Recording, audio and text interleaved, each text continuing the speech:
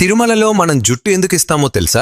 మొట్టమొదట వెంకటేశ్వర స్వామి ఒక చీమల పుట్టలో ధ్యానం చేస్తూ ఉండేటప్పుడు బ్రహ్మదేవుడు ఒక ఆవు రూపం దాల్చి ప్రతిరోజు ఆ చీమల పుట్ట దగ్గరకు వచ్చి స్వామికి పాలిచ్చేవాడు. ఒక ఆవుల కాపరి అది చూసి కోపంతో ఆవు మీదకి తన గొడ్డల్ని విసురుతాడు. ఆ గొడ్డలి నేరుగా వెళ్లి వెంకటేశ్వర స్వామి తలకి తగులుతుంది. దాంతో స్వామికి దెబ్బ తగిలి రక్తం కారుతుంది. కొంతకాలానికి ఆ గాయమైతే మానిపోతుంది, కానీ అక్కడ వెంట్రుకలు మాత్రం రావు. అలా ఒకరోజు వెంకటేశ్వర స్వామి కొండ మీద పడుకుని ఉండగా ఆకాశ మార్గంలో వెళ్తున్న నీలాదేవి అనే ఒక గంధర్వ కన్య వెంకటేశ్వర స్వామిని చూసి కిందకొస్తుంది. తలకి తగిలిన దెబ్బని చూసి ఎంతో బాధపడుతూ తన తల నుంచి కొన్ని వెంట్రుకలను తెంపి వెంకటేశ్వరునికి ఇస్తుంది. అప్పుడు వెంకటేశ్వర స్వామి ఇలా చెప్తాడు, నా అందం కోసం నీ అందాన్ని పాడు చేసుకున్నావు కదా, కలియుగంలో కొండమీదకి వచ్చిన నా భక్తులు తమ జుప్పుని ఇచ్చే సాంప్రదాయం మొదలవుతుంది. ఆ జుట్టు యొక్క శక్తి అంతా వేరే భూలోకంలో ఉండే నీకు దక్కుతుంది అని చెప్తారు. ఇంతకీ తిరుమలలో ఇచ్చే మన జుట్టుని